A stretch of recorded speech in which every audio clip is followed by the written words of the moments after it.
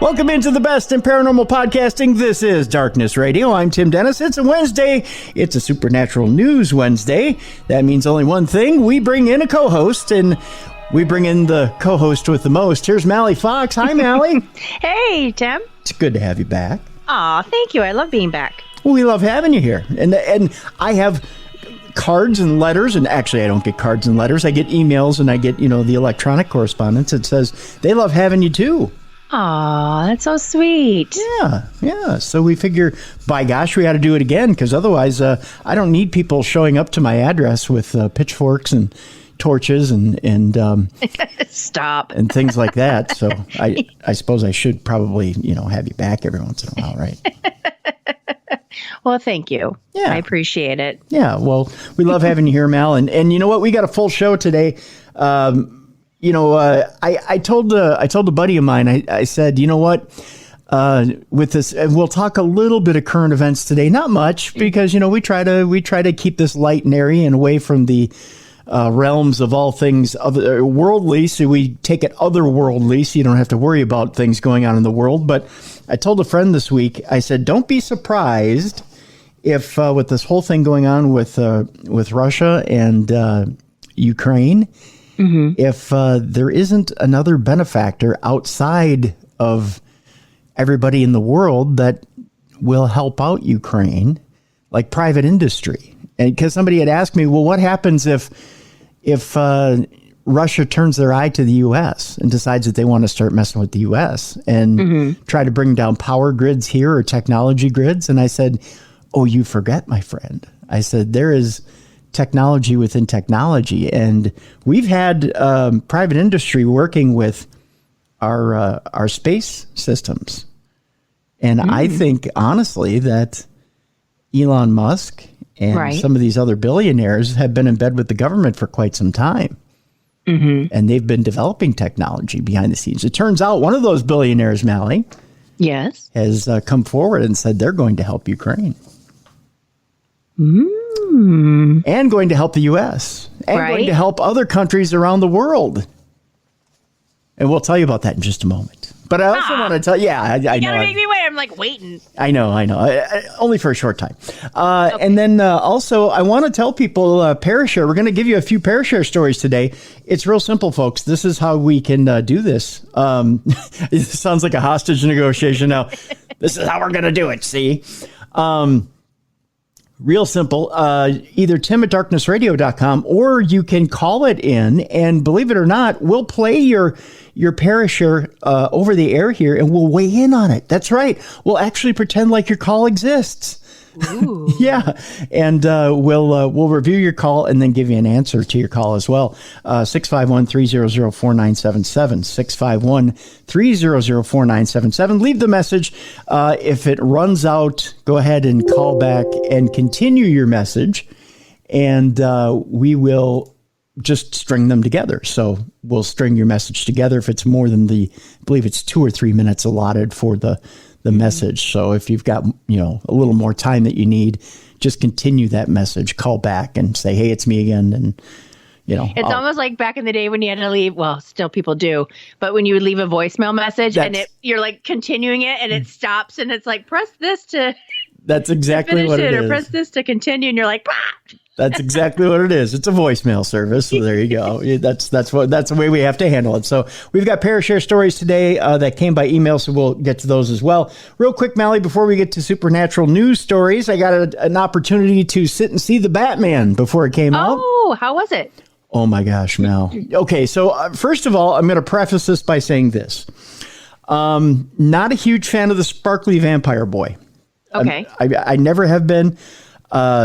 I don't think I ever will be. With that being said, okay, I had a little bit of a bias going into this movie. Okay, so Now, I heard through the grapevine that this is like the best Batman movie. We'll get to that. I haven't seen it, but someone said, I read it somewhere, that they thought that this was the best one out of all of them. We'll get to that because it is, we'll put it this way. There are fans of the comic book, such as myself, that have been waiting for an adaptation that is true to the comic. We've never really had something that's very true to the comic. And really, Batman is the Dark Knight detective. He is just as much brutal with a punch as he is with his mind. You know, he uses his mind to solve cases, you know. Mm-hmm. And you don't really get a good representation of that in any of the movies.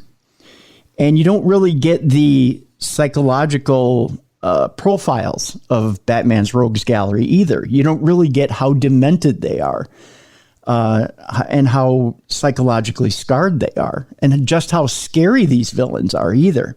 You get kind of a cartoonish portrayal of them, kind of a sanitized version for children, which makes it palatable for action figures and things like that. Mm-hmm. So it's kind of refreshing to sit down and see a movie of the Batman that portrays it as it would happen in a darker society. And this is a very dark movie. Okay. Just so you're aware. So if you're taking the kids and expecting Adam West and Burt Ward 1966, you're not going to get that.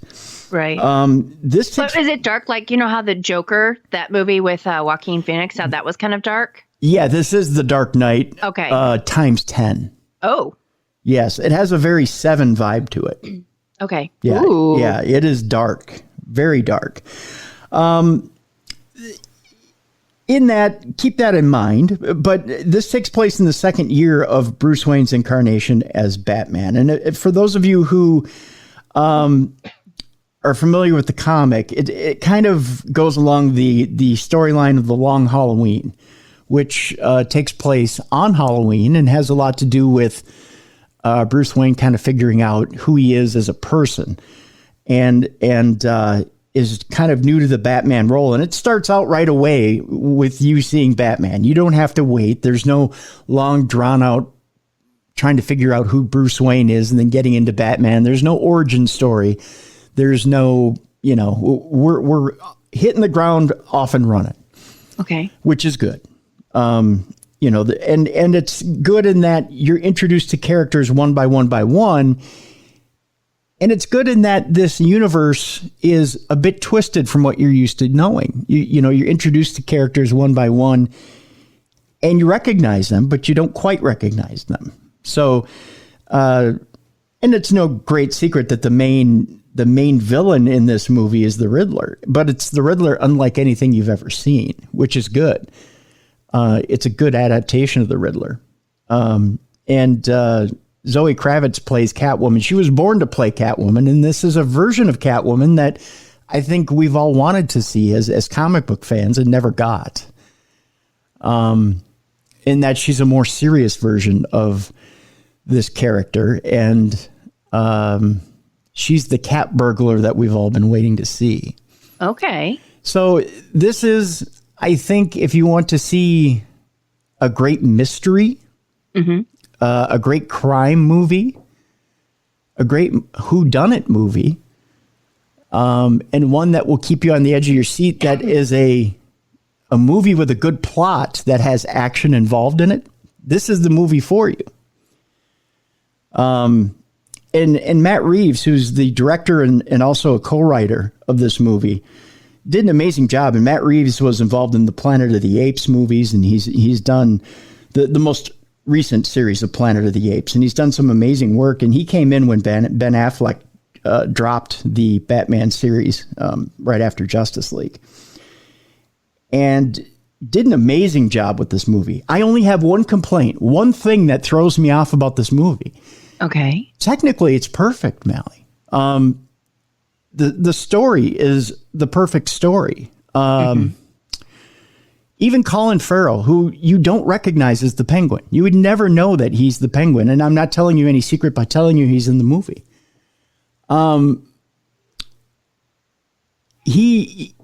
Every character that intertwines in this movie with Batman and eventually Bruce Wayne is perfect for the role. The story is a perfect story. There are little twists and turns that you do see coming and you don't see coming. Okay. And lead you on this chase. There's just one thing that's not quite perfect about this movie, and that is Robert Pattinson. he's perfect as Batman. This is going to sound really weird. He's perfect as Batman. He's not perfect as Bruce Wayne. Oh, okay. Yeah. Which sounds odd. He's perfect in the Batman role. He's got it down. When you see him in the cape and cowl and you see his reactions and you see the way he reacts to everything, he's perfect. He's got the mannerisms down. He has the idea down. He knows the character, and he's perfect in that. What's odd about it is the time in life of Bruce Wayne and the fact that I don't think I get what Matt Reeves is trying to do with Bruce Wayne, and that it's his second year and he's trying to capture a moment in time where Bruce Wayne is trying to deal with his parents' death, and he's trying to figure out who his parents were. Okay. Okay. And I don't want to give away too much of the story, but I feel like Robert Pattinson got it wrong. There were too many emotions that were supposed to be thrown at him as Bruce Wayne. And he didn't know how to encompass all of them. He's kind of playing Bruce Wayne if Bruce Wayne were Kurt Cobain. Oh. Okay. Wait, does he have blonde hair in the movie? No. Okay. No. Because you say, and I only say that because I just got a magazine in the mail and I quickly glanced at it and I thought it was Machine Gun Kelly, but it was actually Robert Pattinson. Yeah, he dyed his hair blonde for a couple of different roles, but no, not for this one. No, he's got darker hair for this one. So I feel like his interpretation of Bruce Wayne is off a little bit. Keep in mind that it is his second year. He's still grieving his parents. He's trying to figure out who his father was, who his mother was, and he's being fed information about them that is throwing his world off. Okay, even with that, I don't know that he nailed that part of it. Even with that being said, Mallie, this is a very good movie. Even for, and I'm going to grade this outside of like regular superhero movies, I would give it a 4 out of 5. I think coming from you, that's pretty good. Yeah, it's a very good movie, and it's getting excellent scores on Rotten Tomatoes. A lot of different places are grading it very highly. I've seen a few negative reviews to it, which I thought was kind of interesting. But for the most part, a lot of places are giving it very positive reviews. A lot of good performances turned in this movie. So, and excellent performances. Andy Serkis as Alfred, very good. I'm trying to remember the man who plays Commissioner Gordon. That would be, you see here, John Turturro as Carmine Falcone, the gangster. Jeffrey Wright plays James Gordon. Jeffrey Wright was excellent as Commissioner Gordon. Just a lot of good, solid performances, and the plot, I mean, goes right along. It's complicated, but it's good. They never lose you. So it's just all around a great movie. I'd give it a 4 out of 5.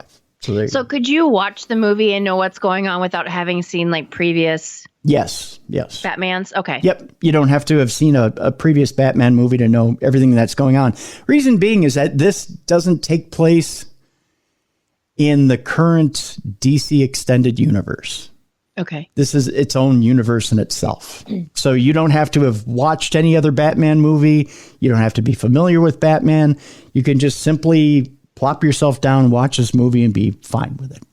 Okay. Yeah. So there you go. That's Batman, and I would encourage you to go out and see it. It's not rough in any exterior that you couldn't take the kids to, other than violence. It is a very violent movie. So I would, if you have small children, I would reconsider it, because it is very dark, and there is a lot of graphic murder scenes. So I would, and it has that heavy 7 kind of true crime horror vibe. So I wouldn't recommend it for young kids. But for teenagers, I think it's okay. Okay, cool. Yeah. So there you go. Let's head on to supernatural news, shall we, Mallie? That story I was teasing you about? Yes. Well, Elon Musk says that SpaceX will rescue the International Space Station if Russia tries to drop it from orbit after threats by Putin's space chief. As you know, things have gotten pretty pretty outrageous as far as the Russia-Ukraine war. And I guess we're planning ahead now, beyond the nuclear option here, Mallie. It turns out that Elon Musk has said SpaceX will rescue the International Space Station if Russia tries to drop it from orbit after threats by Vladimir Putin's space chief. Dmitry Rogozin warned that Russian tech and expertise is needed to prevent the ISS from crashing down onto the U.S. or Europe. If you block cooperation with us, who will save the ISS from an uncontrolled deorbit and fall into the United States and Europe, Rogozin tweeted on Friday, following President Joe Biden's announcement of sanctions over Russia's invasion of the Ukraine. But Musk weighed in by replying to Rogozin's threat with the SpaceX logo. That's pretty bold. Mm-hmm. Yeah. When a Twitter user asked the billionaire if this means SpaceX would keep the ISS from falling onto Earth, Musk replied yes. He also replied to a tweet that showed the ISS without the Russian segment and a SpaceX Dragon attached instead. Good thread, Musk wrote. Russia is a key part of the 15-nation partnership that kept the ISS orbiting Earth for 23 years, but relations are at an all-time low because of Russia's decision to invade Ukraine. On Thursday, Joe Biden unveiled new sanctions that said he would degrade Russia's aerospace industry, including their space program. Roscosmos Director General Rogozin then warned that Russian engines control the station's orbit and location. There's also the possibility of a 500-ton structure falling on India and China, added Rogozin. The ISS does not fly over Russia. Therefore, all the risks are yours. Are you ready for them? He said in the tweet. The comments are an escalation from remarks made by the Roscosmos boss just days before, when he tweeted that Russia treasures its relationship with NASA and will make every effort to continue as before, regardless of disagreements between our countries. On Thursday, UK Prime Minister Boris Johnson was also pressed on the issue, telling MPs, "Hitherto, I have been broadly in favor of continuing artistic and scientific collaboration, but in the current circumstances, it's hard to see how even those can continue as normal." However, NASA has sought to ease tensions, saying sanctions won't affect ISS operations. The new export control measures will continue to allow U.S.-Russia civil space operation. No changes are planned to the agency's support for ongoing in-orbit and ground station operations. In recent years, NASA has been trying to reduce its reliance on Russian rockets to send its astronauts into space, instead getting Elon Musk's SpaceX to build them. Kind of an interesting story, huh? Mm-hmm. Very. Very much so. Another story having to do with space. An alien boot was photographed. Boot. I used my Minnesota accent for you there, Mallie. I figure you're missing home. An alien boot was photographed on Mars by a NASA rover. It was a huge step in science when NASA successfully sent rovers to Mars. We're in March. I'm messing up Mars with March. To search for and investigate rocks and soil on the red planet and to look for clues to if there was ever water there. While the advanced technology has been exceeding those goals, the rovers have also been taking remarkable photographs and videos of Mars landscape. And some people are seeing things other than rocks and sand in those shots. Of course they are, Mallie. They're seeing all kinds of things. They're seeing giraffes and all whatever else they want to see in those pictures.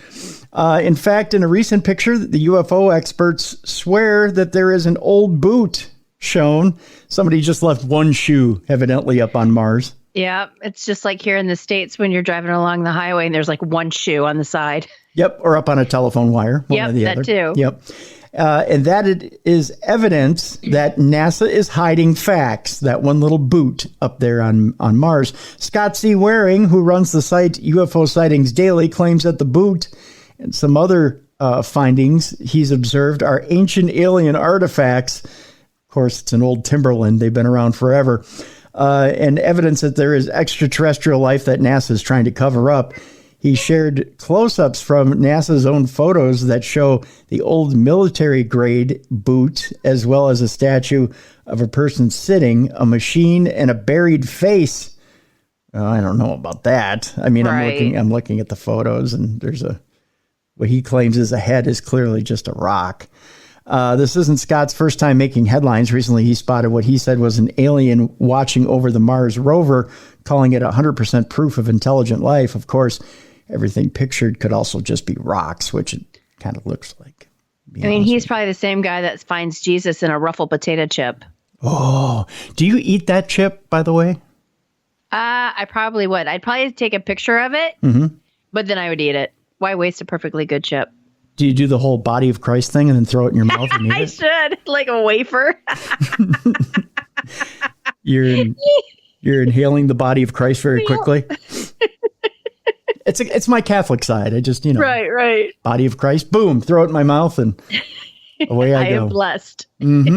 Inside and out. I have the body of Jesus inside me. Yes, indeed.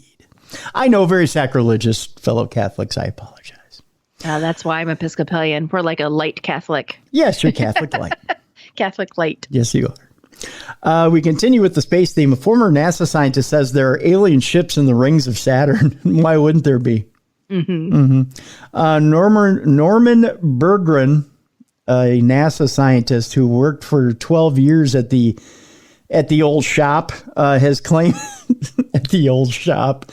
has claimed that there are alien ships in the rings of Saturn, but he stated with regret, science does not want to admit this.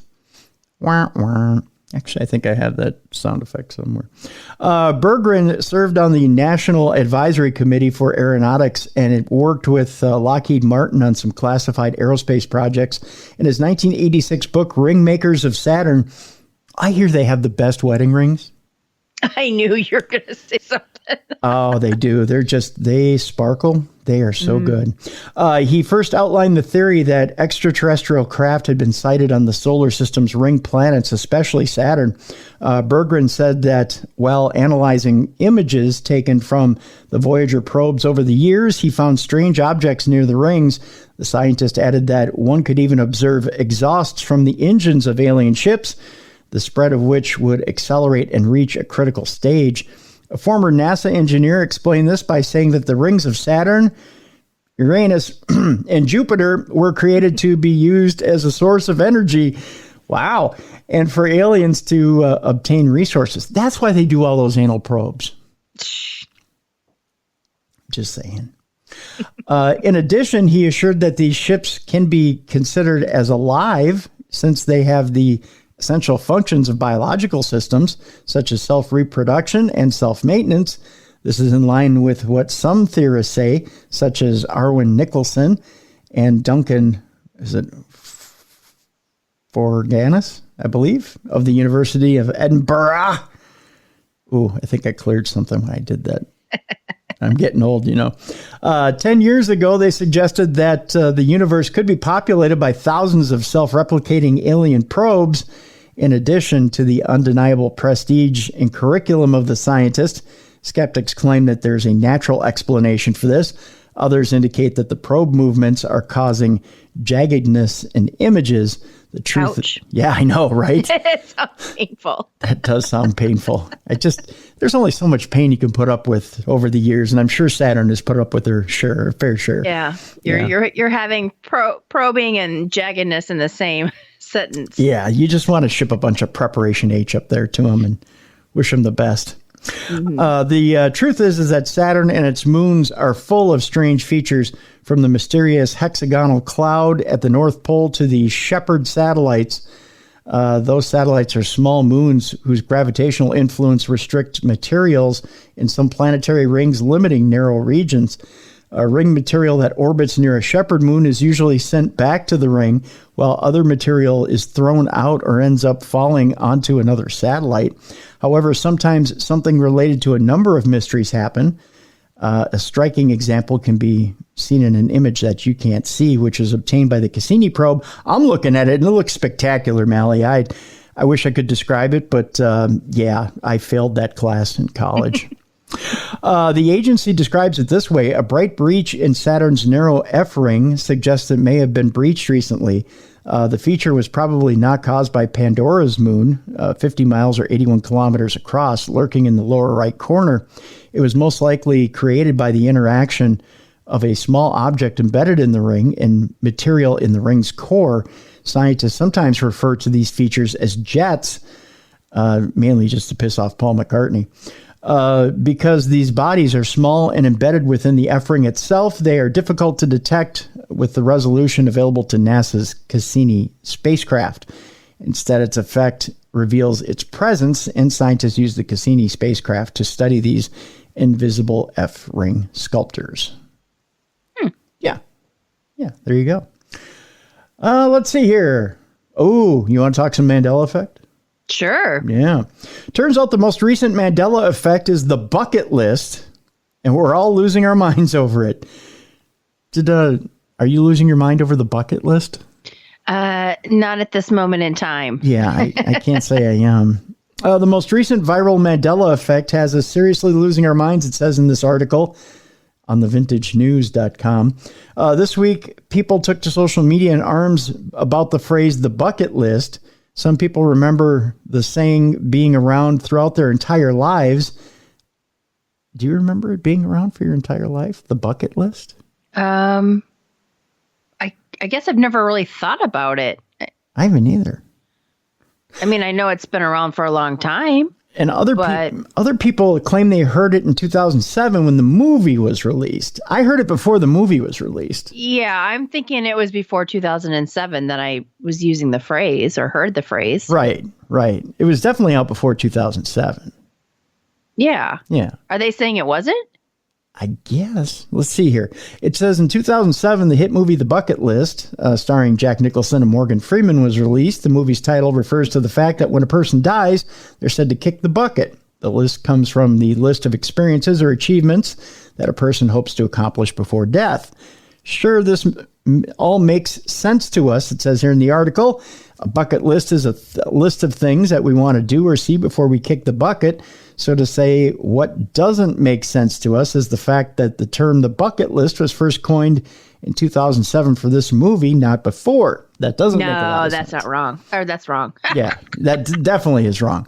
That's strange because we swear we were making bucket lists long before 2007, and I believe we were. Yeah. Reddit users had a heyday over this recent Mandela effect, while some users swore that they had made summer bucket lists with their friends in the 1980s and 1990s. So far, none have been able to prove that these lists exist and were called bucket lists. I don't write down my bucket list. I just have it in my head. Yeah, exactly. I wouldn't be able to prove it. I don't think a lot of people have written down bucket lists, have they? It's got to be before. There's no way that it's only been around for, what year is it? Since 2007? Yeah. It's been around longer than that. You would think. On the other hand, the phrase kicking the bucket has been a saying since at least 1785. Yeah. The phrase the bucket list was also used perhaps for the first time in the 2004 book Unfair and Unbalanced, The Lunatic Magniloquence of Henry E. Pankey by Patrick M. Carlyle. A sentence in this book reads, "So anyway, a great man in his querulous twilight years who doesn't want to go gently into that blacky black night. He wants to cut loose, dance on the razor's edge, pry the lid off his bucket list." So it's been around at least in writing since 2004. We are sure that this book is a fun read, but sadly, we don't think it was ever popular enough to give mass market appeal to the phrase the bucket list, it says in the article. Even if it was a big enough hit to make bucket list a common phrase, the book is still only written in 2004, meaning the phrase would have only been used for 3 years before the bucket list movie was released. So what is the explanation for this? Is the saying the bucket list truly another example of a Mandela effect? Or is there another reason why everyone believes the phrase is so much older than 2007? The most logical explanation is that this is a classic case of misremembering, which I think it is.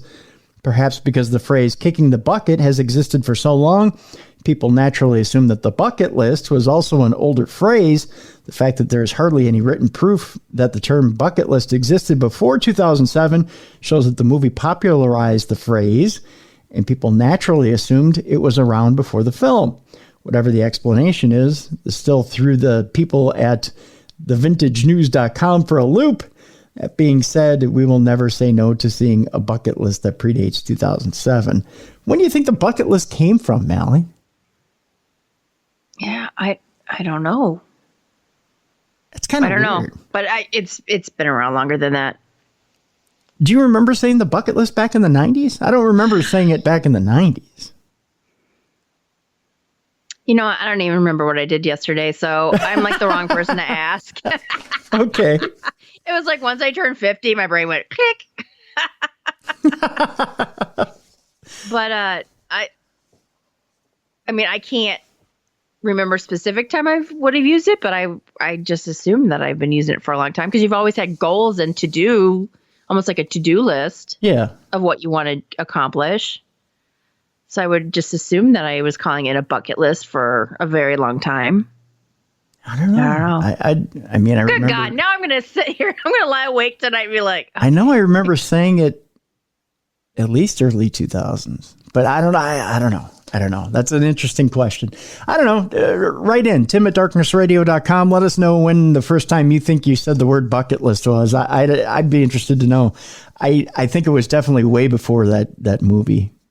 Yeah. 2007 is when the movie came out. I got to think bucket list was at least early 2000s, like between 2000 and 2003. I don't know. Because aren't words used like before? You know how they're like, oh, the new words that were put into the Webster Dictionary this year are, but you've been saying them for a while before they. Yep, but at least 5-6 years before they put them into the dictionary as a common phrase. Right. Yeah. Interesting. We have a Parashare note here, a Parashare letter. Again, if you have an experience you want to share with us in Parashare, just email us, tim@darknessradio.com, or you can call it in and tell us yourself, 651-300-4977. Once again, the Parashare line, 651-300-4977. This one says, hey, Tim and rotating co-host. I don't know if you're spinning on a chair right now, Mallie, but if you are, just take 2 spins around while I read this.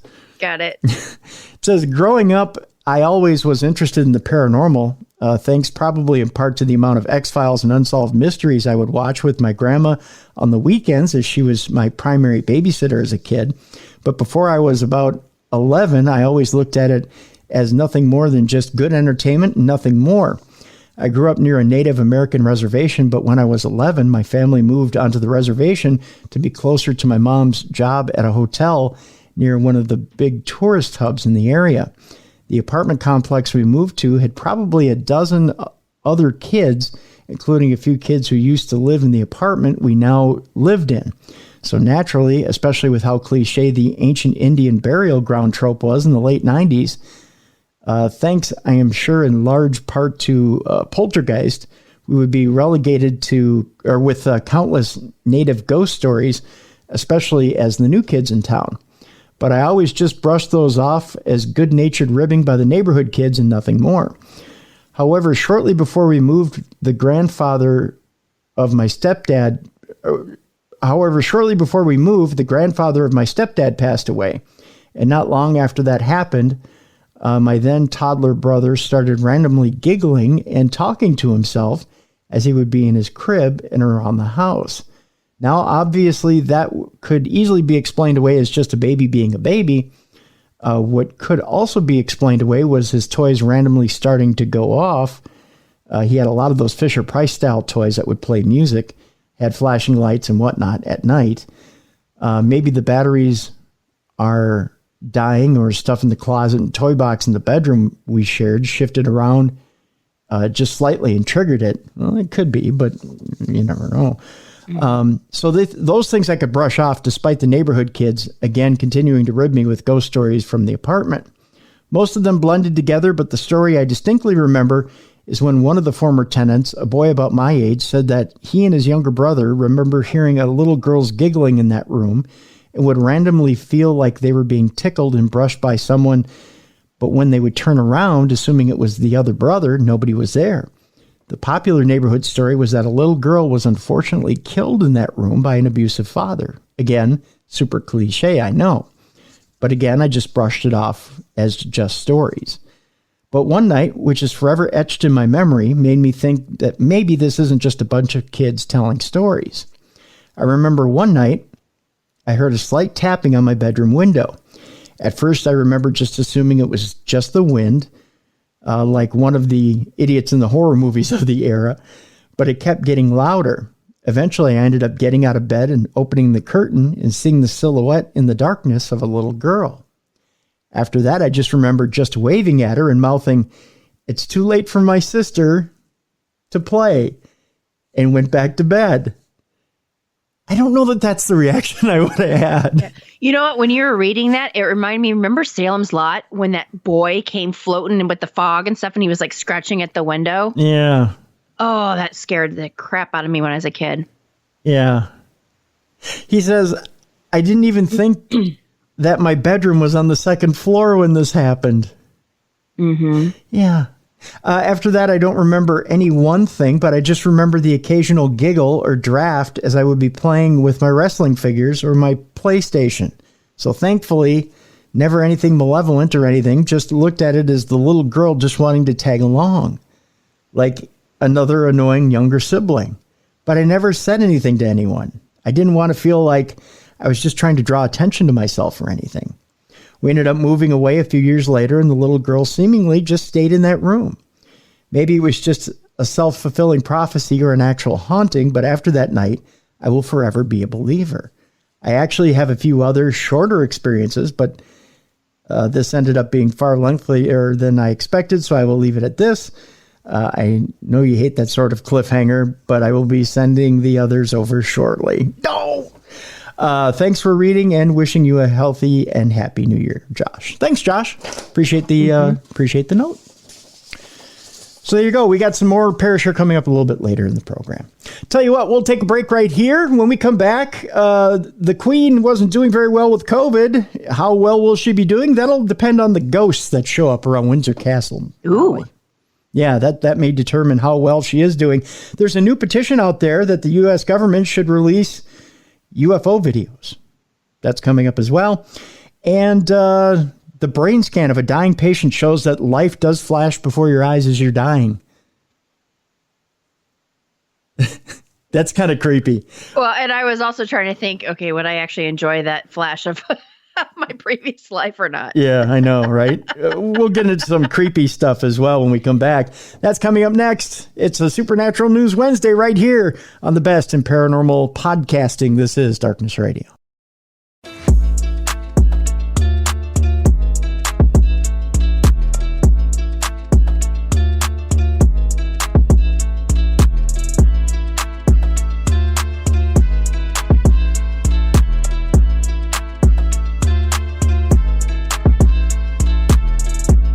Welcome back to the best in paranormal podcasting. This is Darkness Radio on a Supernatural News Wednesday. I'm Tim Dennis, and right over there is Mallie Fox. Hey, Mallie.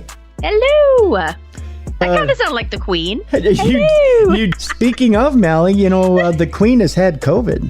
You may want to. I know. You may want to start getting your best pantsuits out and get ready for that role. I don't practice my wave. That's right. I don't know if there's auditions for that deal. Is there? Probably not. No. I have to kick is it Camille to the side? Oh yeah, it's a Camilla Parker Bowles, isn't it? Yep. Boy, that you remember back in when she first shacked up with Charles, everybody said she'd never be the queen. Yep. Boy, were they wrong, huh? I know. Well, when you look at Princess Diana and her, I mean, physically, you're like, why are you going with that one? I'm not commenting on that because I'm going to get emails if I say anything, and we'll let you do that. Unfortunately, my email doesn't work anymore, so just kidding. I don't know. I think it's because I've been watching a lot of Princess Diana stuff lately, so I don't know. And I've been the woman scorned before, so. Well, hopefully Diana didn't see the same thing that the Queen will be seeing soon. I know that seems kind of creepy. And I'm not making a lot of sense right now, Mallie. But it turns out that there's an antlered ghost who shows up near Windsor Castle when the queen or king is about to die. Now, if Diana would have been queen at one time, she would have seen this antlered ghost. Uh-huh. The queen may be seeing this antlered ghost sometime soon, especially if COVID's not treating her properly, or, she's near the end. She's what, 97 years old? Yeah, either 96 or 97. Yeah. And do you think, Philip was only prince, but do you think he saw this thing? You know what? I don't know, but that's a good question. Well, let me read the story here and we'll figure it out. It says, it's long been said that Windsor Castle is the most haunted of all the royal residences, with over 25 reported experiences with ghosts and spirits. These claims include sightings of Queen Elizabeth I, King Henry VIII, and King George III. Even the current queen has admitted to witnessing at least one ghostly encounter. While there have been reports of everything from hobbling ghosts to saluting soldiers and even stolen bones, you heard that one right, there is another regular appearance that will certainly send a shiver down your spine. When you think back across royal history, Windsor Castle is one of the key players, as the construction was started back around 1070 and has been used by almost every monarch since Henry I. It is well known that the Berkshire Castle is the favorite home of the Queen, and she's lived there permanently since early 2020. But if spooky stories are to be believed, she is not the only famous figure inhabiting it. While the best ghostly tales feature famous kings and queens appearing centuries after they died, there are many others that are just as enthralling. One such example is the story of Hearn the Hunter, I believe, an antlered figure who is said to ride a horse, torment cattle, and rattle chains. Sounds like a lovely figure. Yeah. It is believed he's multitasking. He's riding a horse and rattling chains. Well, and tormenting cattle. Yeah. How many cattle are actually there at Windsor Castle anyways? I have no clue. I don't know. It is believed his spirit appears in Windsor Great Park when the king or queen is close to death or when the nation is in peril. So that thing's out all the time. It's like, can I get a break? Especially with Andrew. Yeah, really. Oh, Andrew's out again. Hold on. Let me get the chains. Yeah, here we go. Ring, ring, ring, ring, ring. The legend of Hearn the Hunter follows that he was a keeper in Windsor during the reign of King Richard II. After a serious hunting injury involving a stag, he was treated by having the animal's antlers attached to his head until he returned to health. Maybe I need to try that. I mean, I got a lot going on over here in Minnesota. Right. Yeah, I need some antlers. Mm-hmm. I'll just put them on my head until I'm good. Hearn was rewarded by the king for his bravery, but other huntsmen were jealous and decided to accuse him of theft and black magic. He was soon sacked and found hung the next day. Maybe I'll go easy on those antlers and think about something else. Mm-hmm. Yeah. The other hunters thought that they would soon come into the king's favor, but this never happened. So they decided the best course of action would be to apologize to the ghost of Hearn. See, that went well. It's a little too late. Yep. So sorry for hanging you, sir. It won't ever happen again. The king soon grew tired with the lack of hunting success, and so the men who had accused Hearn revealed that what they had done to the king. Richard II felt betrayed as he had believed the stories and fired his friend. While taking a walk in the Great Windsor Park, it is said that the ghost, complete with antlers, appeared before him and said the lack of deer was down to him, and if the traitorous huntsmen were punished, he would return the deer to the woods. Oh, that's a nice one. Hearn's story was hugely interesting, and there are numerous tales of historical kings and queens also appearing in Windsor. While the queen herself has confessed to seeing the ghost of Queen Elizabeth I, it's a story of King George III that will tug at your heartstrings. Oh, I'll get the tissue ready. Oh. Yep. Towards the end of his reign, the king became so mentally ill that he was confined in his room for long periods of the day. Witnesses described seeing a figure looking longingly out of the window. When he died and was still lying in state at the castle, guards reported that they had seen him standing by his window. The story goes that the soldiers were passing the king's window on their duties when the commanding officer saw the distinctive figure of the king standing in his usual place, watching the parade. Instinctively, he gave the order, eyes right. As they swung around, each guard saw the figure and watched as the late king returned their salute. Ooh. Aw. Are you welling up by chance? Not yet, but that's a pretty cool story. Yeah, it's a cool story. I don't know that I'm welling up, but there you go. There's that story right there. We move on to from the eyes right to the skies up there. See what I did there, Mallie? Mm-hmm. That was pretty cool. Thanks. Good transition. Thanks. I've been practicing that for years. Do you do this for a living? Are you a professional? No. A lot of people have been telling me otherwise lately. A new petition is calling on the U.S. government to release UFO videos. It's gone to a petition now, Mallie. People have had enough's enough, and it's time for a change, they say. Mallie, that's what they're saying. The petition aims to persuade the U.S. government officials to release classified UFO footage to the public. While things have been moving in the right direction with regard to UFO disclosure in recent years, the fact remains that much of the evidence continues to remain classified and out of reach. Keen, it says, to see this material released to the public. They're keen to see it, Mallie. I don't know why they just don't release it. I mean, with all of the phones and stuff that are releasing, videos and everything, I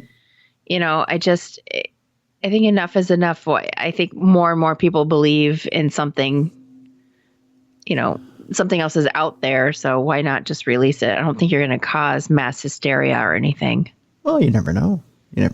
Well, until the big spaceship comes down and starts taking us, I guess. Exactly. Yep. Like in those movies, but still. Until they're like, we're here to collect you all and take you to our planet.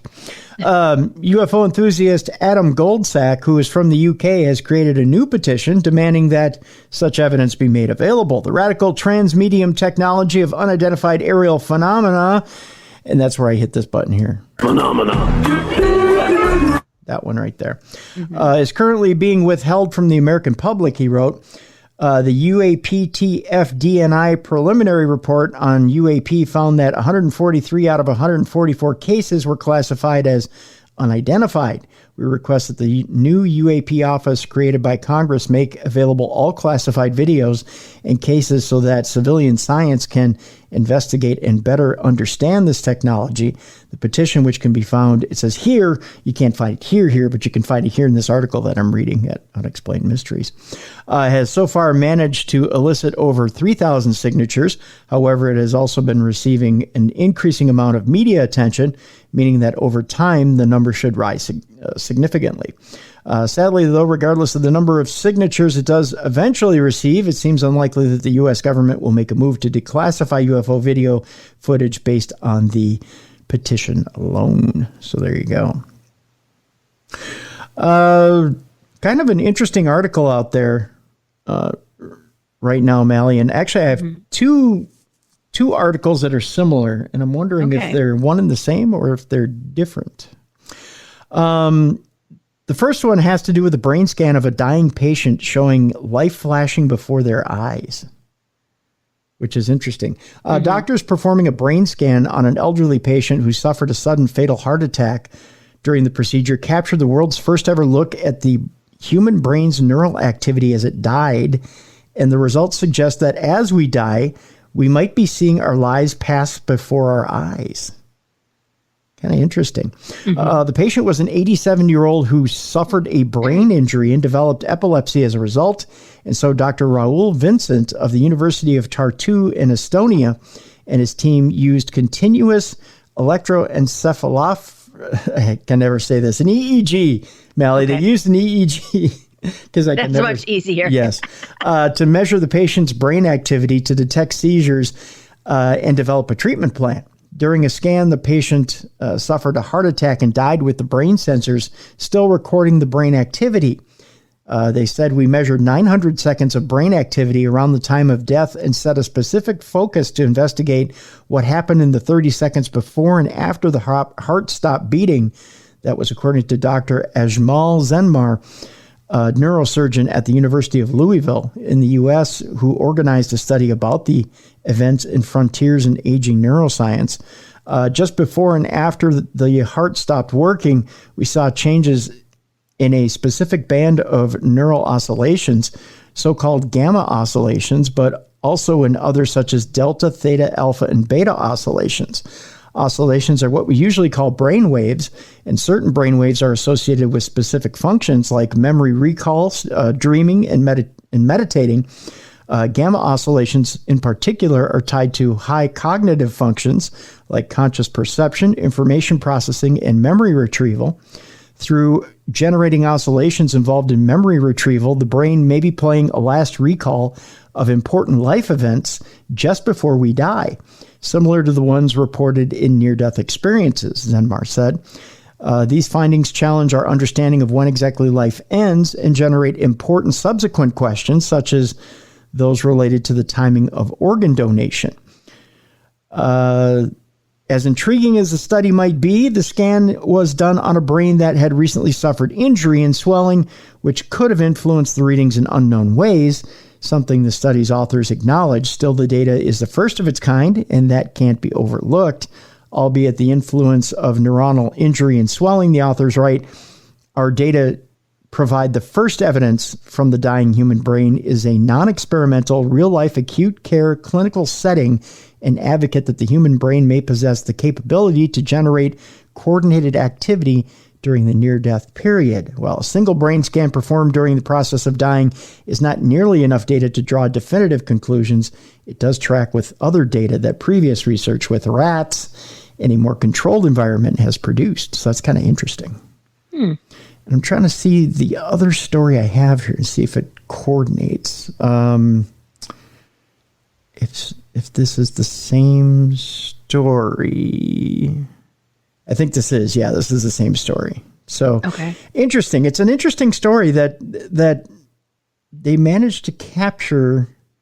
And I don't know what this means. You know, on tomorrow's show, we're going to have Mark Anthony on. We're going to be talking about the electromagnetic soul. And I'm going to bring up this story to him about how this relates, how this kind of file of the brain and relates to the soul in itself. I find all this science fascinating in the face of Mark making this declaration of the electromagnetic soul and the fact that the soul doesn't die. Okay. If so, what is the brain doing at that time? Why is it making a, for lack of a better term, why is it referencing our life in general, or why is it going back in that card catalog?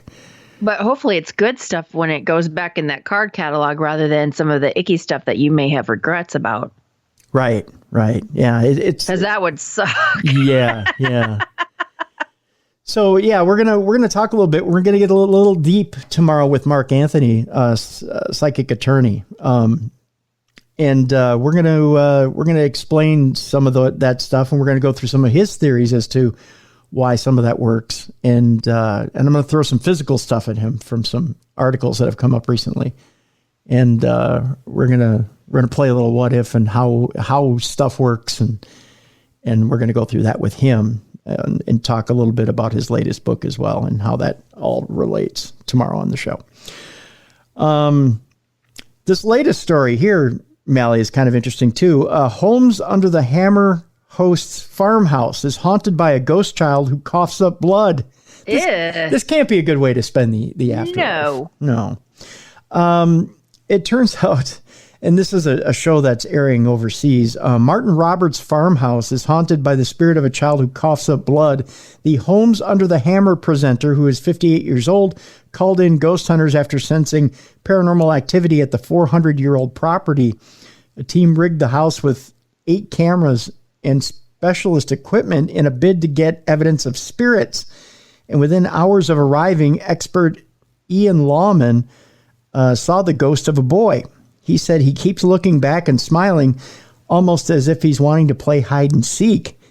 There's another child in here coughing blood up, so there's an illness that is connected to this house. I wonder if it's TB, tuberculosis, or something like that. That's really left me emotional, knowing that a child has died in that room. The investigation also appeared to show the spirit of a mystery woman. Ian added, when I close my eyes, I've really got strong visions of her. I think people would describe her as a gray lady. She's almost like a negative, he went on to say.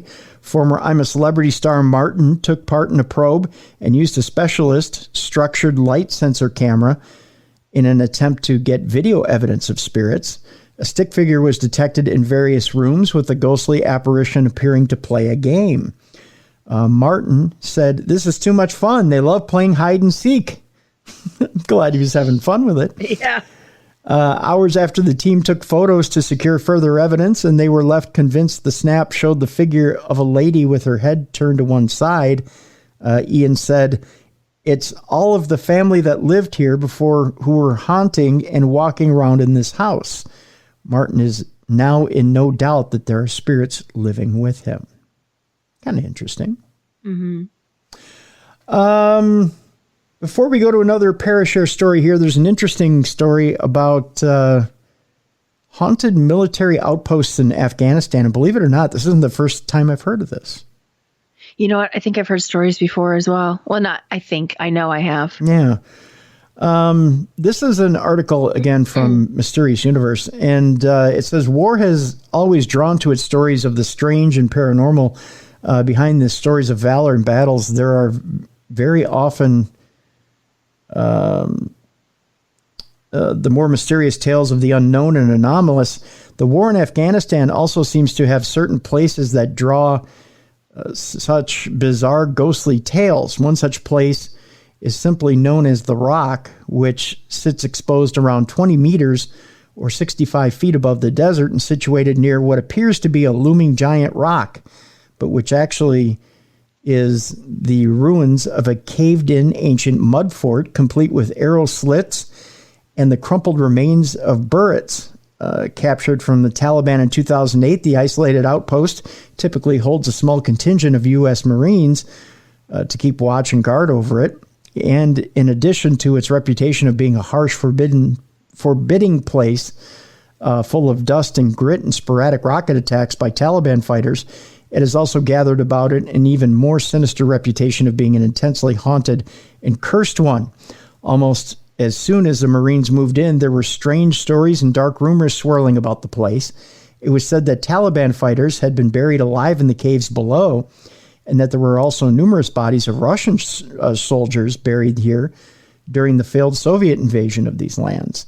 One group of Marines digging a trench claimed to have come across a human leg bone, which led to the discovery of another piece of human remains, followed by another and another, including skulls and whole desiccated corpses and skeletons, which were all believed to have been possibly Russian, since a stake with Russian writing was found.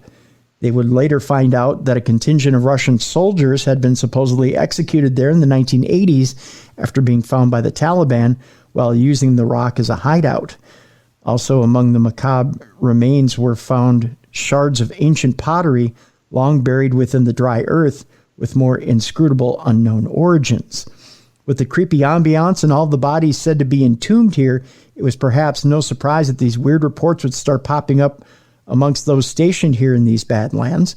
Noises with no discernible source, objects moving on their own, strange lights, disembodied cries or screams, the sounds of footsteps or crunching gravel even when there was no one there, the sudden onset of heavy feelings of dread. The men serving here were often plagued with various strange phenomena.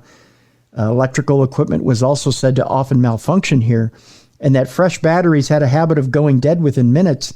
There would also be heard strange static on the radio with voices mixed in, as well as voices whispering in Russian, as well as anomalous smells that one soldier claimed was like something was dying, and the constant feeling of being watched. On some occasions, machine gun fire or incoming rockets could be heard, but nothing was hit and none of the guns had been fired. There were cases of movement seen on the perimeter, only to turn up no trespassers on thermal equipment and no footprints. A Sergeant Josh Brown, who is 22 years old, once said of Observation Point, "The local people say that this is a cursed place. You'll definitely see some weird-ass lights up in here at night." And another soldier said, or named Lance Corporal Austin Hoyt, who is 20, said, "This place really sucks. The Afghans say it's haunted." Well, it's not like, there's a 7-Eleven on the corner and you can get whatever you want. This place really sucks, he says. The Afghans say it's haunted. Stick a shovel in anywhere and you'll find bones and bits of pottery. This place should be a National Geographic. In the front, there are weird-looking windows for shooting arrows. They say the Russians up here were executed by the Mujahideen. Strange phenomena were said to have been going on before they even arrived. The British soldiers who had occupied the base before them also supposedly had experienced such strangeness and even warned the American troops of what to expect when they got there. They claimed that lights prowled the bleak landscape, that phantoms and shadows moved about in the desert, which were only briefly glimpsed by infrared cameras before vanishing, that there were dancing lights that could be observed through night vision goggles, that there were often noises and voices from nowhere, screams or shrieks out in the desert at night, and that to touch any relics or bones found there was to invite great misfortune. During the conflict with Russia, tanks were said to be mired in mud and that missiles would fail to hit the post, almost as if divine intervention. Although the tales of the supernatural surrounding the haunted base are numerous, some stand out as particularly creepy. One Corporal Jacob Lima had a few stories, spooky stories at that, to tell concerning the Observation Point Rock. In one account, he claimed that one night he was startled by a chilling scream coming from one of the men. When Lima ran to investigate, he found a Corporal Zolik cowering in fear at his guard post. Zolik claimed that he had been sitting there and he had felt breath on his ear and heard a clear voice whispering something in Russian. The man was so terrified that he begged Lima to stay with him until his shift is finished. As they waited there together, Lima said on several occasions that they heard footsteps up on the observation post above them, even though no one else was there. At one point during the night, Lima was scanning the area with thermal imaging and allegedly saw what looked like another soldier with balled fists standing out in the desert. As he tried to discern whether it was friend or foe, the mysterious figure vanished into thin air right before his eyes. The whole incident was enough to make Zolik desperately request a transfer out of there. Interestingly, though, other men also frequently reported hearing disembodied whispers in Russian around the outpost. On another occasion, Lima was on watch and suddenly heard a dog that was kept there named Ugly Betty. That's not a nice name for a dog, by the way. No. Barking wildly at something. Thinking it could be the enemy, Lima put on his night vision goggles and scanned the night for movement, which turned up what appeared to be a figure in the distance. Not sure what he was seeing, he switched to thermal imaging and tried to find the figure again, but it was gone. When he went back to night vision, he was able to see the mysterious figure again, which had inexplicably closed a large distance in just moments. A switch back to thermal once again showed up no heat signatures at all, even though Lima was sure that whatever it was still there. At some point in all this switching between thermal and night vision, he lost sight of the figure altogether, at which point he claims he felt a heavy tap on his shoulder. Then he turned around, and there was supposedly no one there. Somewhere out in the night, the dog was still barking, which is weird. Observation Point Rock is not the only supposedly haunted military outpost in Afghanistan. Another notorious one is called Forward Operation Base Salerno. The location of the base already lends itself to spooky tales, as on its outskirts is an old Afghan graveyard, which is overlooked by two high watchtowers. Indeed, it is these towers that are said to be intensely haunted by what appears to be the spirit of a little girl, and is said sometimes it is said to be sometimes heard or seen wandering around aimlessly, either in the towers themselves or in the area around them. One frightening report concerns two paratroopers within the 2nd Battalion of the 504th Parachute Infantry Regiment named Painter and Jackson, who one night were on watch duty when they were startled by a blood-curdling, shrill laugh emanating from their radio, high-pitched as to almost cause pain.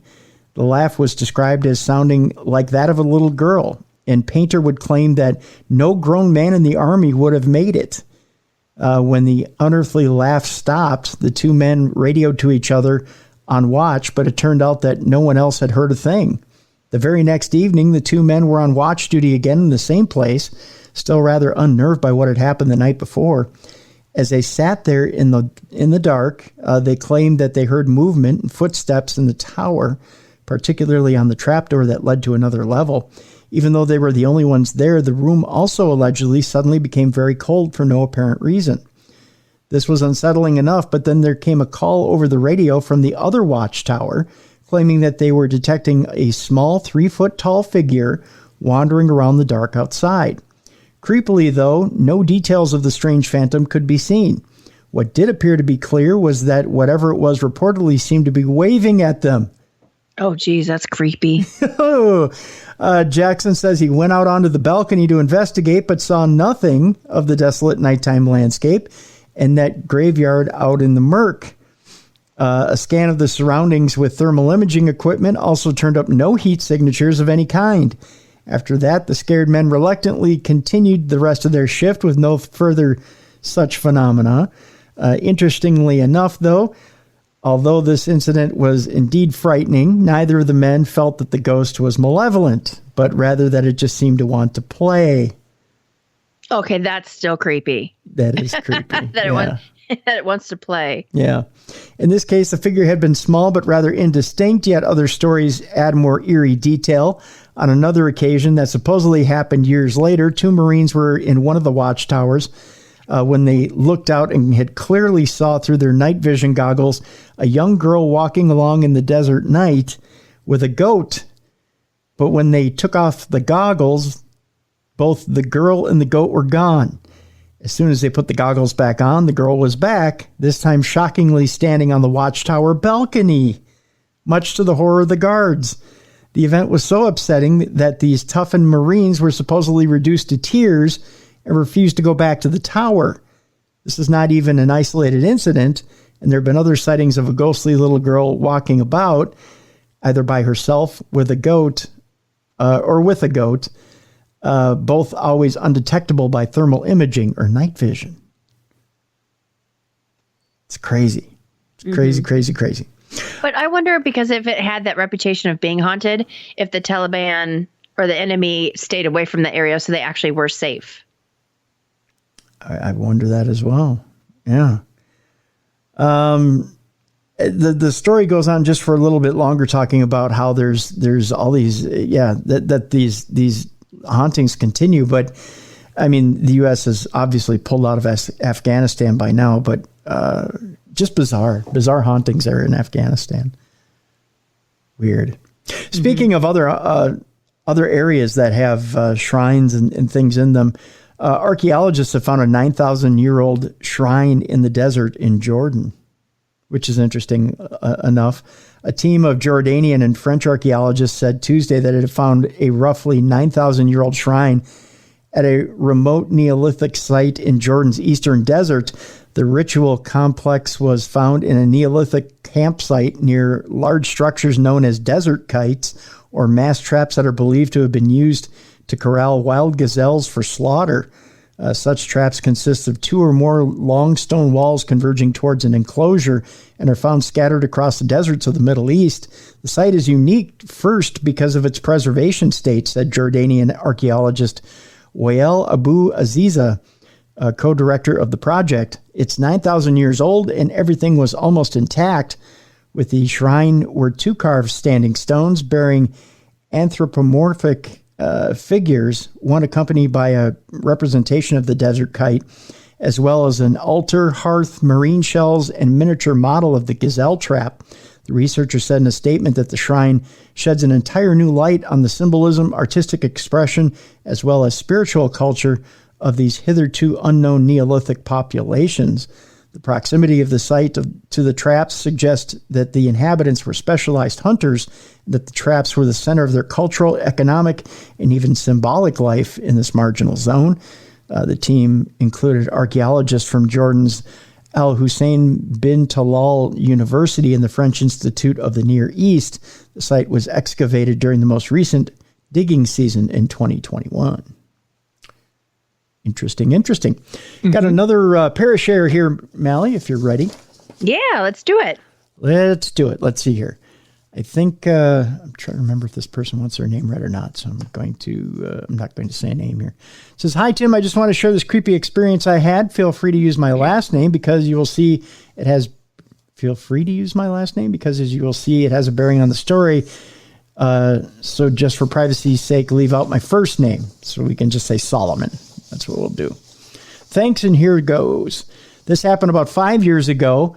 It was summertime and around 7 in the evening. I was watching TV. My husband was having a nap in the bedroom. Our daughter was living away from home and doing a summer internship, and our son was out. So I was the only one who went to the door when the doorbell rang. There was a man standing on our porch, and he was holding a couple of books that looked to be bound in black leather. My first impression was that he was from a local church making his rounds, as they do at times. There was nothing unusual about him. He looked to be in his 40s, average height, average weight, just all about average. He seemed very pleasant when he asked, "Hello, Mrs. Solomon?" I said yes. Then he started to tell me how the year before he had the opportunity to take a tour of a concentration camp, Auschwitz in Poland, and that it was an experience that affected him deeply.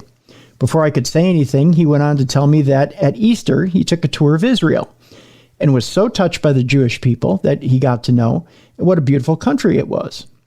He then handed me the 2 books he was holding and said he felt that he needed to gift me these books to show respect and to show the respect and love that he felt for my people. I looked at the books and the writing the covers were in, what I presume was Hebrew. I was a little confused because none of this was what I was expecting. I smiled at him and said, "That is very nice, but I'm not Jewish." And I handed the books back to him. I didn't think it says I didn't think it would be right to accept them when they weren't really meant for me based on his reason for gifting them. This is where it gets creepy. He responded by looking very confused and saying, "You're not?" He actually sounded skeptical, like he didn't believe I was being truthful. I just said, "No, sorry, I'm not." He just turned and walked away. I shut the door and then thought, wait a minute, how did he know my name? I opened the door to ask him, but he was already walking down the street. I kept watching to see if he would go to my neighbors, but he didn't. He walked by 2 houses and started cruising the street. He walked behind a car parked on the street and never showed up on the other side of the street. He was just gone. I went and woke my husband and told him what happened, and even he was freaked out, and he's not the type. He thinks I was getting a message, but what that message would have been, I have no idea. A part of me wishes I had accepted those books. I still wonder what they were. Thanks, Tim, for the informative and quality content you continue to produce. Also have to say I like the addition of Beer City Bruiser, even though he is an underwater needle pointer. I hope he becomes a permanent co-host. Well, he is there, Mrs. Solomon. So there you go. So is Mallie, and so is Jessica. We're bringing everybody in. It's a party. That the more the merrier. The more the merrier. That's kind of weird. I so you're not Jewish, but you brought books from Auschwitz, and that there was a message there, but you don't know what that message was. Mm-hmm. Interesting. It's I have to share too. When you get 23andMe readings, or you get readings from Ancestry, or not readings, but the breakdown, the results, yeah, the results. What do they call it? Is it the Ascani Jewish, or what's the rare Jewish that's in there? I do not know. I think our family's like 3% or something like that. And then there's some from my grandfather and my mother's side. There's German in there as well. So you can tell that there was some German Jewish in the family. I know so because my mother bothers me every single week that I never call, even though we talk at least once a week. So I have a feeling that 3% comes out at that time. Mm-hmm. But I say that to put a guilt trip on my mom before she puts it on me this week. I know I'm a horrible son. But you wonder if there's a book of life there that you were supposed to take a look at. And even though you weren't, you say you're not Jewish, maybe there was like you said, there was a message there for you to review. And that but do you think that he would come back if it like the universe was like, hey, you really need to see this? Not necessarily. There's, we're all meant to see a message at one time or another. And if we don't take the opportunity, sometimes it never comes back our way. It's kind of interesting. I don't know. I find that interesting. Sometimes we get a shot and that shot is meant for us at one time and one time only. And if we don't take it, it never comes back. It was just that was our opportunity at that point to change our lives and go a different path, and it may never come back. It's kind of odd that way. We move on, Mallie. I know I got all philosopher on you and then I just dropped it. I'm like, yep, we move on. Speaking of. No, that's okay. I was thinking of when you read the stories and, this guy coming regarding religion to the front door. Once again, my brain goes to Poltergeist. Poltergeist, was it 2? With that creepy preacher dude coming to the front door? Yep. Yeah, I know. Weird, huh? With the, is it the James Gray telescope that's up there in space now? Everybody thinks the Hubble telescope has nothing to do. It's just resting on its laurels and it's a big hunk of junk up there in space doing nothing. It's not true, Mallie. The Hubble telescope is still working and it spotted a space triangle galaxy. And it's actually, that space triangle galaxy is actually crashed in and created a tsunami of starbirth, which, by the way, Tsunami of Starbirth is the name of my new album. Hey, I like that title. Tsunami of Starbirth. That would be a cool one. Isn't that a cool title? Yep. Yeah. A head-on collision between galaxies has created a vast cosmic triangle in deep space, glittering with star formation in a new image captured by the Hubble Space Telescope. The new photo, which NASA released, believe this was last Tuesday, February 22nd, shows a pair of colliding galaxies known as ARP 143. It was named for the old folks. That's what I thought you were going at first when you started spelling. Yep. Like, wait a second. ARP. It was named for the old folks because they're going to be stardust soon. No, I'm kidding. Arranged in what scientists described as a space triangle that is spawning a tsunami of starbirth. That would have been a Bowie album, don't you think? Yeah. Tsunami of starbirth. By sharing gas and dust, according to a Hubble team statement, the two galaxies in the system collided head-on, fueling the triangular-shaped burst of star information, Hubble officials wrote in the image description. The pair contains the distorted star-forming spiral galaxy NGC 2445 at right, along with its less flashy companion NGC 2444. Well, of course, because 2445 is one more than 2444. I don't know if you know that or not, but 2445 would be more flashy than 2444. Duh. Just saying. This wave of starbirth produced by the collision, officials added, appears to be rare due to the triangle shape of, as my voice cracked, due to the triangle shape of star formation visible in the image. By the way, anybody can beat me up for my lunch money at any time as I read this article. I just feel like I'm right back in science class in high school.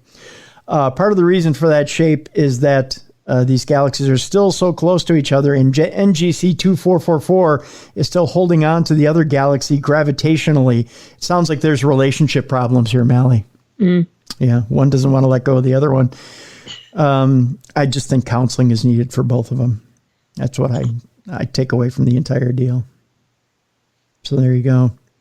Also in galaxy news, a funky black hole is spinning tilted. Evidently, it was a rough night for this black hole. Just saying, too much Jägermeister. That's when you need it from your little soundbar. Ba-dum-bum. Oh, yeah. Well, I don't with have your it on little that. Joke. Yeah, I don't have it on that bar right now. I'm sorry. I should have. Well, I'll use you for that. There you go. You just did it. Yeah, but I was late. Don't say that. You'll get Mr. Fox all up in a tizzy. Oh, geez. Just saying. Yeah, it's a. See, I gotta go to this one here. That's that. There we go. Yeah. A team of astronomers recently observed an askew black hole just 10,000 light years from Earth. The black hole's spin axis is out of alignment with the plane of debris orbiting it by at least 40 degrees, the most extreme misalignment of its kind yet seen by astronomers. You just take it to Jiffy Lube. They'll put it right back on. They'll put it on the machine. They'll spin it, and you'll be fine. The system is called Maxi JT820 plus 70. I failed that part of math too. And it contains a small black hole about 8 times more massive than the sun and a star that's about half the size of the sun. Astrophysicists recently calculated that the black hole, an incredibly dense object with a gravitational field so intense that not even light can escape, is spinning at an awkward angle compared to stuff orbiting it. The researchers think that its tilt may be a relic of how the object was born in the violent death of a star. Well, that's cheery. The main result is that for the first time, we measure a large, greater than 40-degree misalignment between the black hole spin and the orbital spin, which sounds like a song by Soundgarden. Said Yuri Ponttinen, an astrophysicist at the University of Turku in Finland, well known for their curling team. And the paper's lead author, Readin's Hard, in an email to Gizmodo. In this case, the likely formation channel is a large kick due to asymmetric neutrino emission. I don't know if you've ever gone through one of those before, but it ain't easy. To the black hole during the collapse of the core of a massive star. The kick that Putin refers to is the result of a supernova, the collapse of a massive star that birthed the black hole. The ejection of material from the dying star gave the black hole something called a natal kick, which is something I think most pregnant women would love when they start to go into labor. Don't you think? I'm just letting you read it. You just want me to be done with this? No, just the thing about the natal kick. The natal kick, which can knock the massive object out of alignment with neighboring objects. It is not much the hit by the explosion itself, but the change in the gravitational field that keeps the two objects together, coupled by the fact that the black hole, during its formation in the supernova explosion, acquires an extreme rotation speed, said Ferdinando Patat, who had an ABBA song written after him at one point, an astrophysicist at the European Southern Observatory, who wrote an accompanying you snorted, an accompanying perspectives article about the new paper. I think that's as far as we need to go with this. All right. Before we get into the last few stories, actually, you know what? Let's do a couple more, and then we'll do a Parashare, our last Parashare for the day. Aliens haven't visited Earth yet, by the way, Mallie, according to this expert, because they's too scared of us. Yeah. I think they just look at us like, you guys are a disaster. I don't think they're scared. I think they think we're the hot mess of the galaxy. Exactly. Yep. War is stopping aliens from visiting Earth, according to this expert biopsychologist. Dr. Gordon Gallup thinks aliens are deliberately avoiding humans for fear of our hostility. I wouldn't blame them if they watched a Jerry Springer episode. I just think that they'd probably beg off.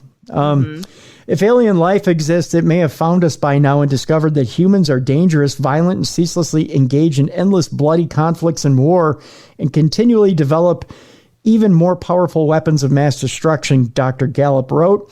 The University of Albany scholar thinks any intelligent aliens could see Earth and fear for their lives.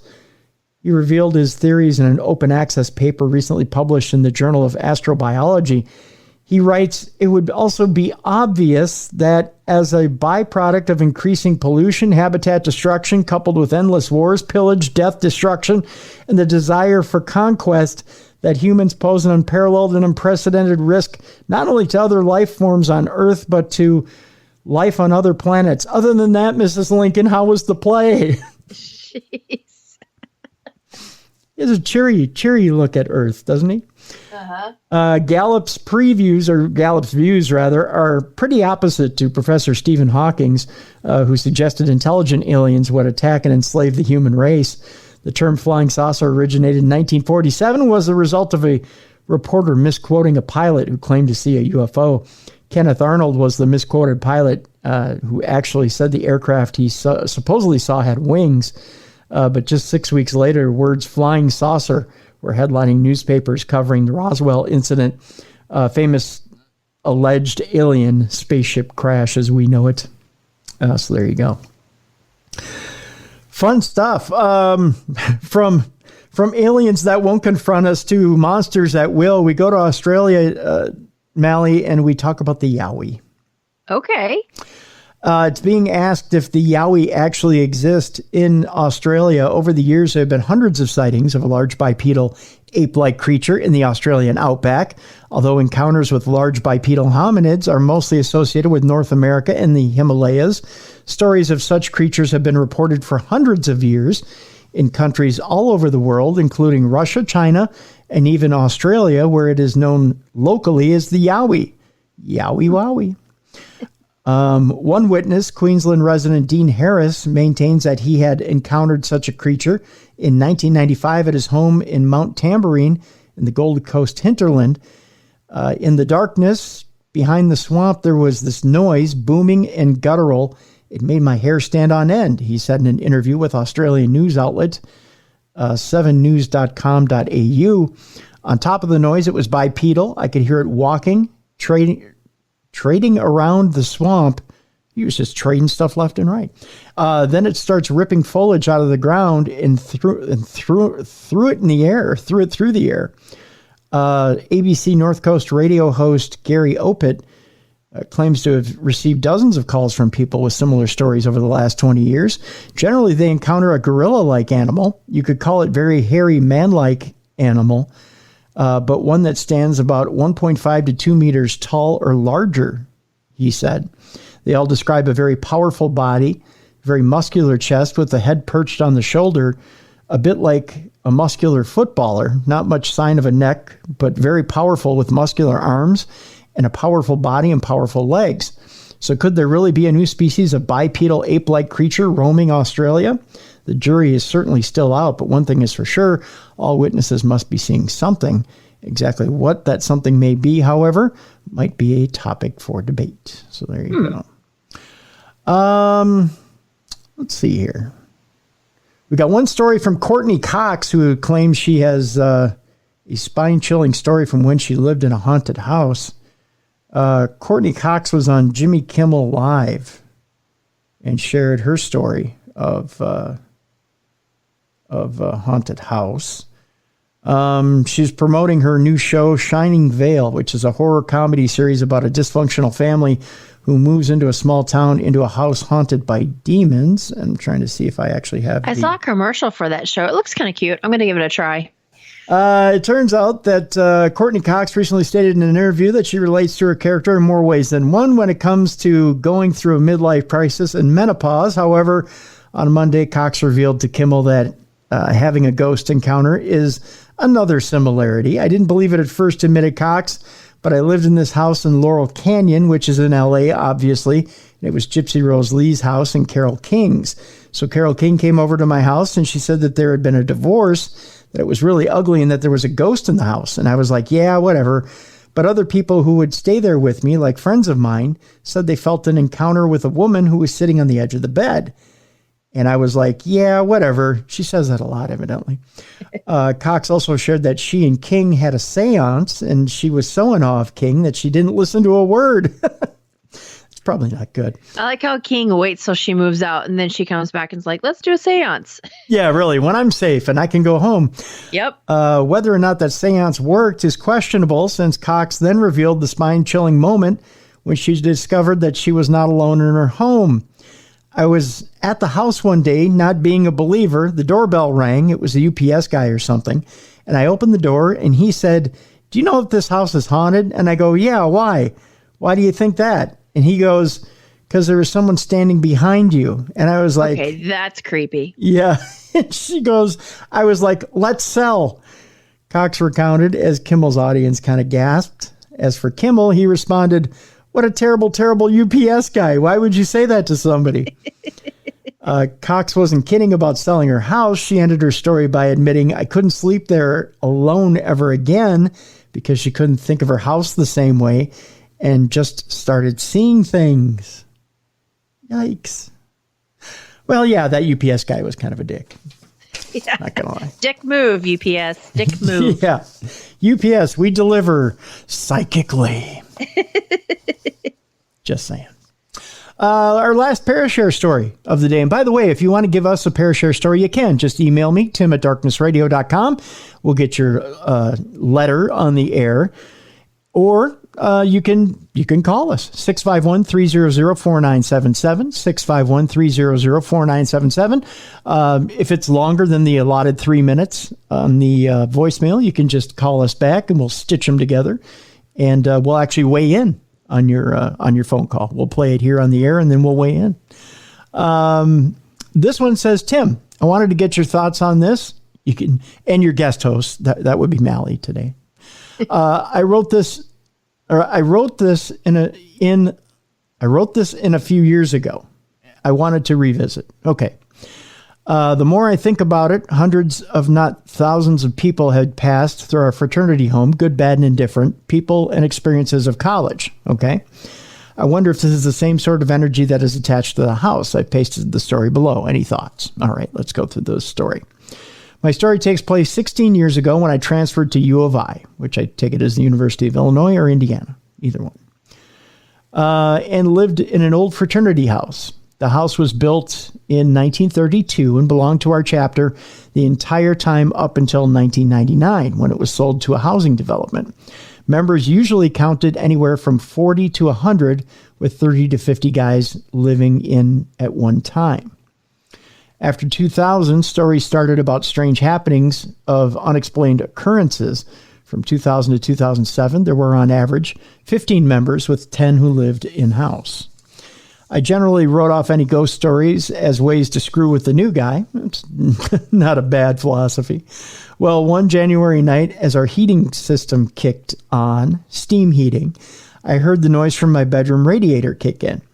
Nothing out of the norm, but then I noticed it got louder. Suddenly, I heard a female voice call my name, in which I thought the voice was right above me. At the time, I was the only one living on the third floor. There were sets of doors to get onto the floor, which I could hear. Also, sadly, only 3 females hung out with us at the time. They were not at the house that night. Well, that is sad, to be honest with you. I never looked up. I buried my head until the voice stopped. I decided not to tell anyone for fear of being mocked. Probably not a bad strategy either. 4 years later, while at an alumni golf event, I heard one of the alumni I just met tell the exact same account, with the exception that he was in a room down the hall from mine 4 or 5 years earlier. I thought, what were the odds that someone would make up an exact story? Additionally, in the summer of 2007, my best friend and I were in the house alone. I was upstairs and he was down in the main room watching the big screen TV. Please note, he looks for rational answers and doesn't make stories up to me. Okay, gotcha. He was watching TV and saw a shadow pass from behind. The way the sun was, he thought it was me. He looked up and saw no one. Another shadow passed by, and he looked outside, to which he saw no one. Then he saw it again, and it stayed still. He turned and saw no one. He ran upstairs and found me. He was white as a ghost, and he recounted his story. We went downstairs, and I saw nothing. But I remember it was very cold in the room. This was unusual for a hot summer day in a house with no AC. There had been speculation on my behalf, I think he meant to say, that with low membership and the house falling on hard times, that it was one of 3 past individuals, chapter advisor, a house mother, and a porter. All 3 had long passed away. Ghost stories have since fallen off, with membership totaling 100 guys, and our alumni chapter bought the house in Urbana, Illinois. Jim. Interesting story, Jim. What do you think? If it was a female, because he said that their fraternity had inhabited that house since it was built, correct? Yeah. So then I'm just wondering maybe if it was the house mother then, because I'm trying to think of any other females that would have been associated. Yeah. Unless they murdered somebody. It was murder. It was murder. Well, if there weren't very many females around, it, Yeah. It might be our reason. He sounded depressed that there was only 3. Yeah. There was only 3 and none of them wanted to hang with us. And then there's this.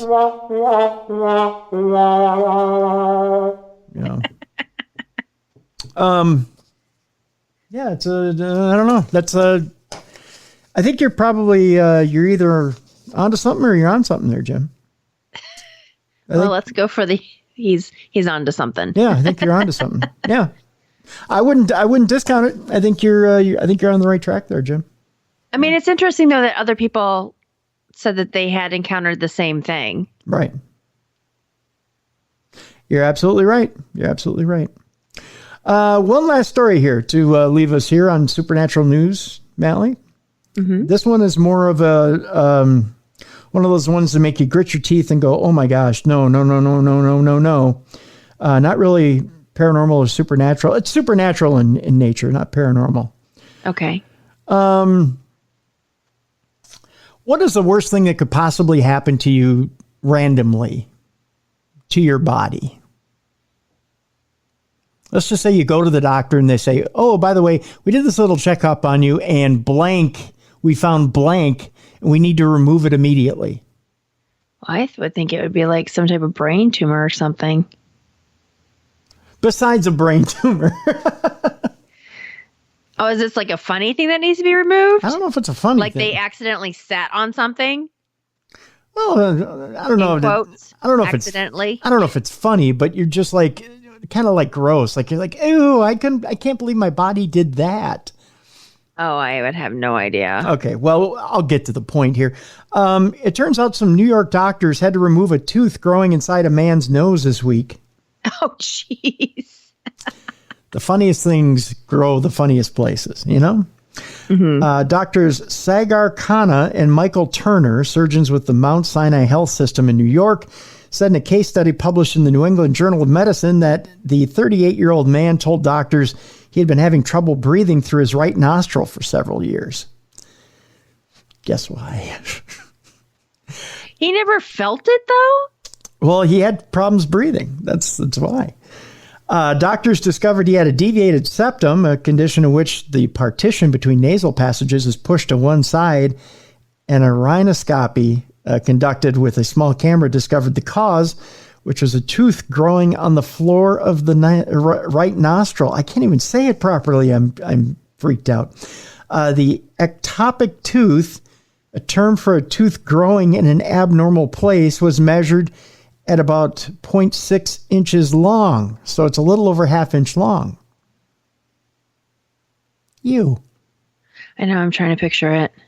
The surgeon said they removed the tooth without complications, and the man reported during a follow-up visit 3 months after the procedure that he was able to breathe normally through both nostrils. The body just grows things in the weirdest places. Yeah, it does. Yeah. You know, you always hear about unborn twins that are growing in weird places. Yeah. I was once told, I don't know if you've ever heard of pilonidal cysts. No. Okay, well, I had a pilonidal cyst when I was in my 20s. And they tell you, well, it's either because you drink too much Mountain Dew. And what a pilonidal cyst is right at the bottom of your tailbone. Okay. So they tell you, well, there's a couple different reasons for a pilonidal cyst. One is that you drink too much Mountain Dew. 2, it's because you're going to laugh when I tell you this. You're either going to laugh or be really grossed out and never want to talk to me again, Mallie. 2 is because you had a tail that was growing, which is a funny reason. I choose number 2 because I'm not a big fan of Mountain Dew. And 3, it's your unborn twin coming through your spinal canal. Oh, weird. Right? Isn't that creepy? Oh. Yeah. The body is a miraculous thing. We'll leave you on that note today. How's that sound? Well, if you had the tail, I'd know you were excited or not. What? Well, because like dogs wag their tails when they get excited. Oh, okay. Oh, my God. Are you thinking the other thing? I had no idea. I don't know. I meant wagging, not. Oh, okay. Saluting? I just wanted clarification. I didn't know where you were going. No. Well, no, like a monkey. A monkey has a tail, and you can't tell if a monkey's excited by. I don't know.